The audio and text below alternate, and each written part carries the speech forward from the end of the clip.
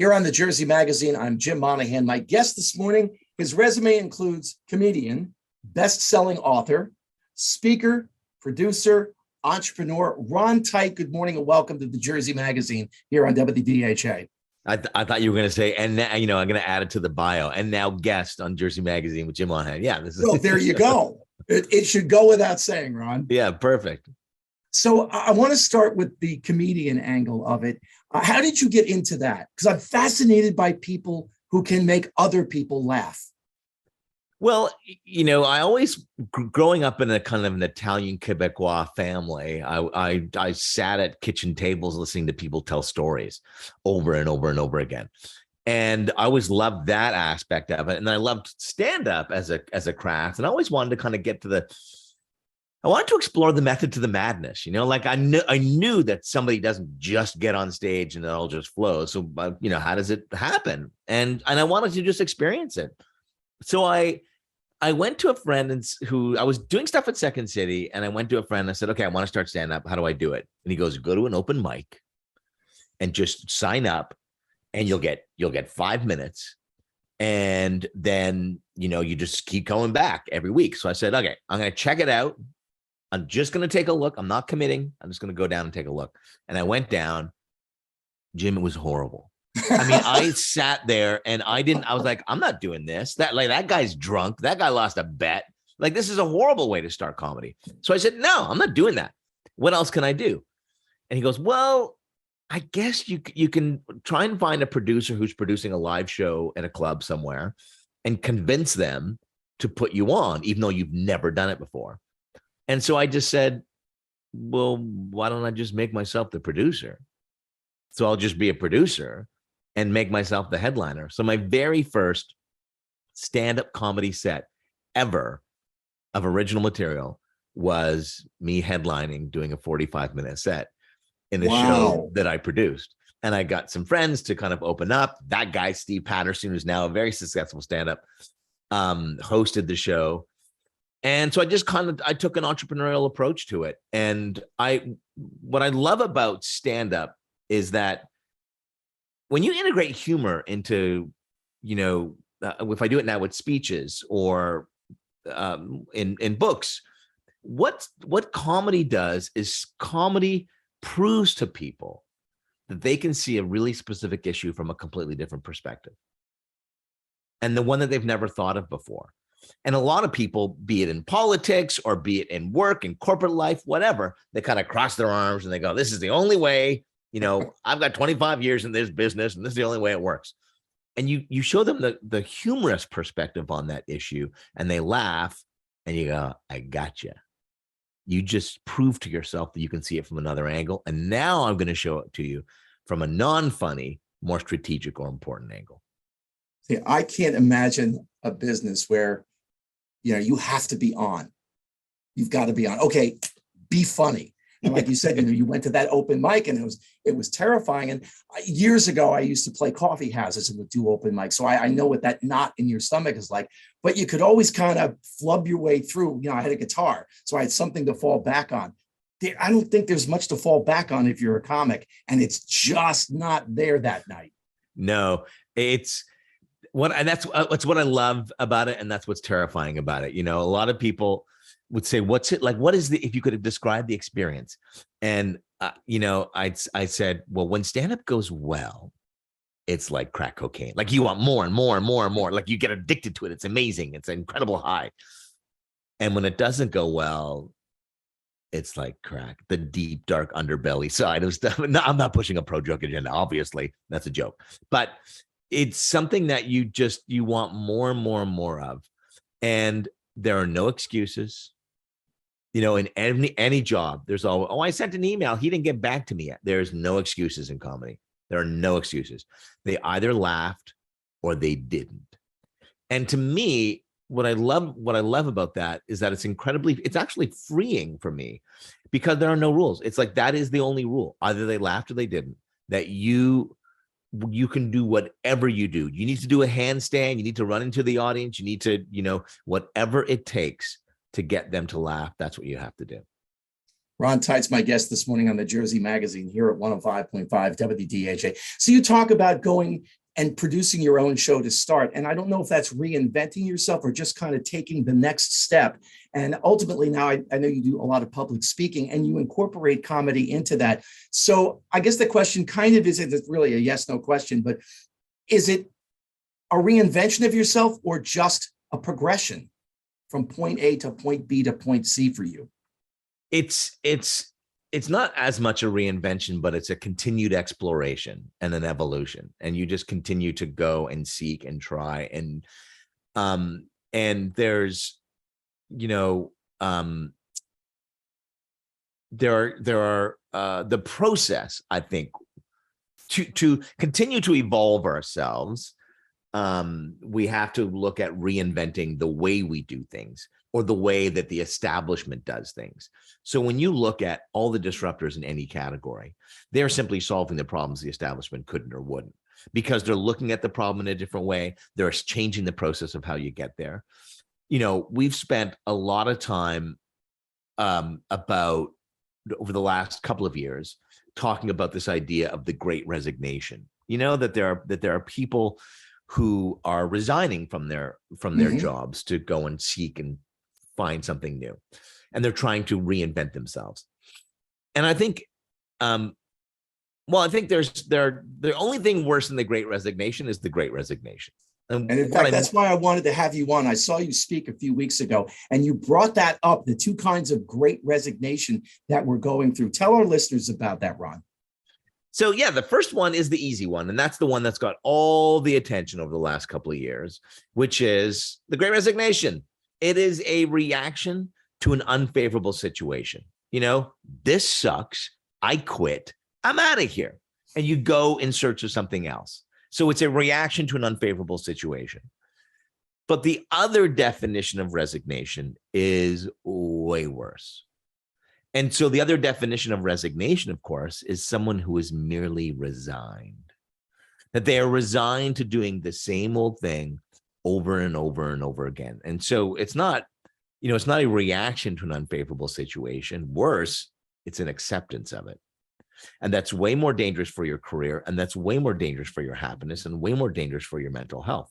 So when we look at kind of when I went into stand-up, it was that I did not want to be resigned to just doing the same old thing every day, that I was always seeking out new experiences to try new things.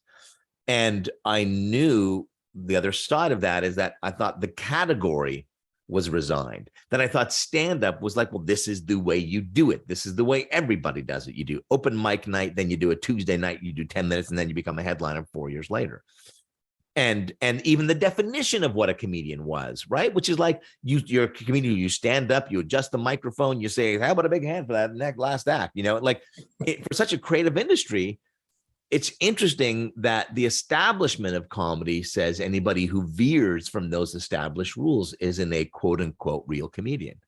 And so when somebody like Bo Burnham came in and said, I'm going to go shoot high production, or when people, if you bring in the musical instrument or you bring in a flip chart or whatever, it's like, oh, that's not quote unquote comedy. Or Mike Birbiglia doing kind of more heartwarming stories. Really? I think that is a category who is resigned to just doing the same old thing and attaching the same definition. And that's not where growth comes from. Who do you think the Great Resignation has affected more, employers or employees? I think it's in a little bit of obviously both, but I think some of the research that I saw was that I think the number was 76% or something like that. Don't call me on the number, but it was certainly north of 70% of people who left were not happy in their new places. And I think that is quitting something and looking to replace it. That's easy.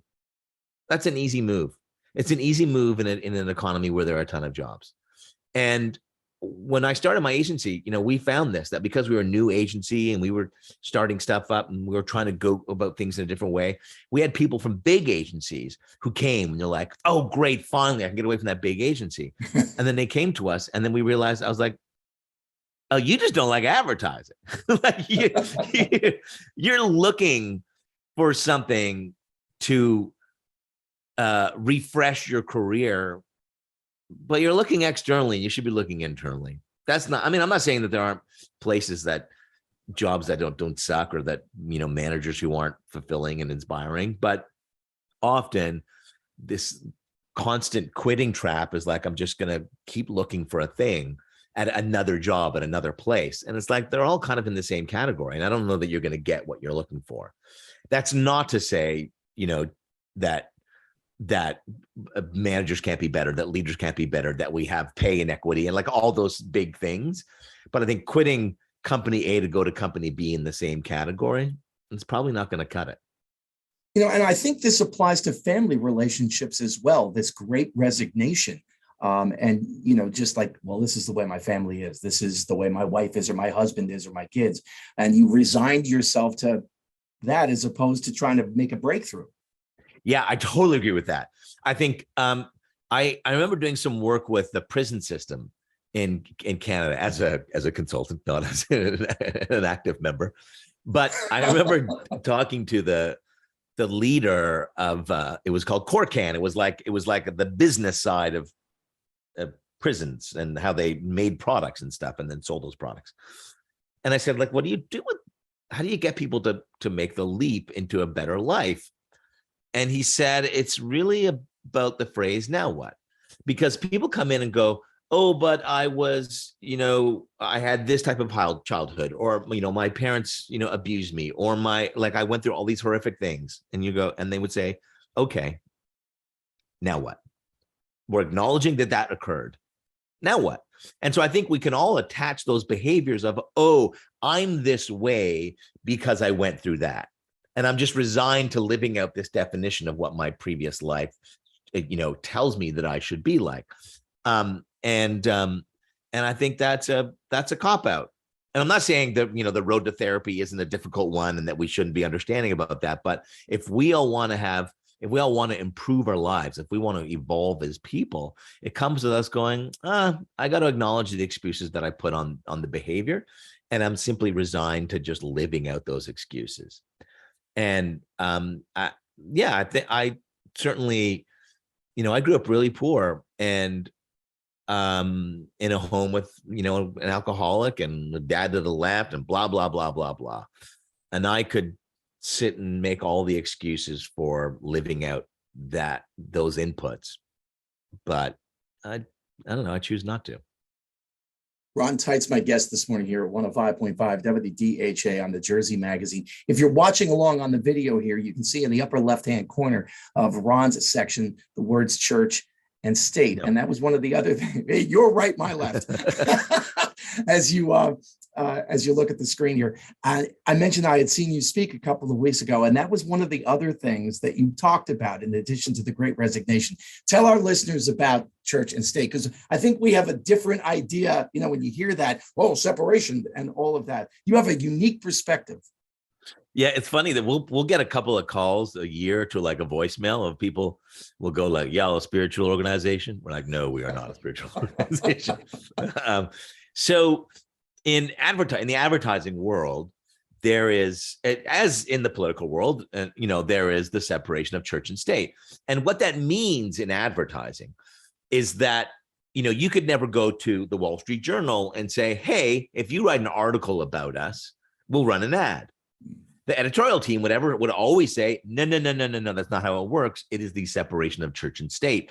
It is the separation of editorial and content that is credible and advertising, which is purchased. So that's normally the way it works, the separation of church and state.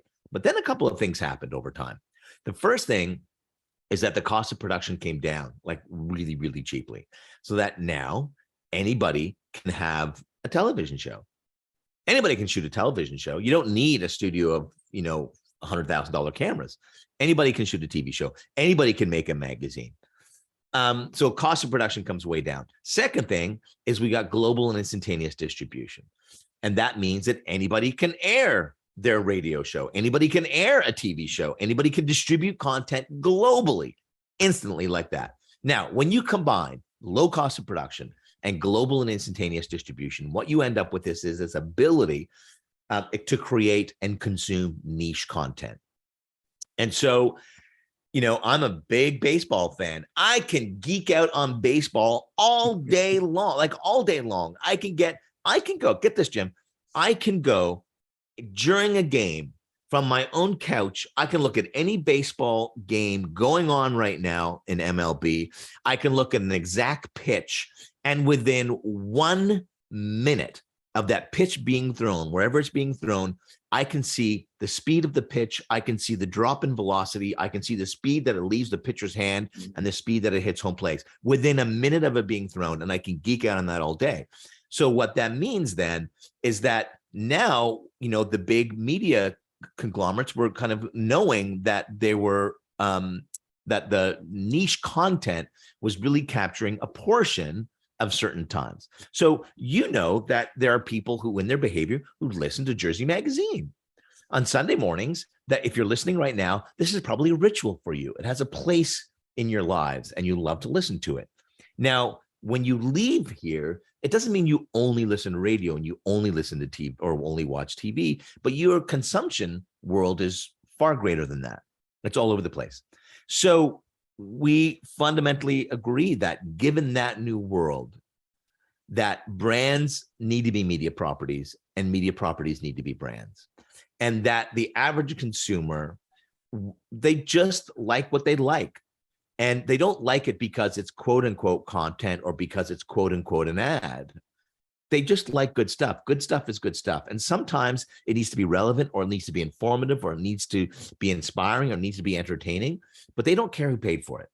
Now, what I'm not saying is that we should now just open up the floodgates and have a bunch of brands, running, radio shows because they think they should, because brands get in their own way. And what they're going to do often is they're going to kind of jam in this sell message, and then they lose it. They lose all trust. And so we just work with brands. We work with media properties to simply win the battle for time, because people used to vote with their wallets, but now they vote with their time. They give people their time. They give radio shows their time. They give TV shows their time. They give magazines their time. And who's going to win it? The people who are good enough.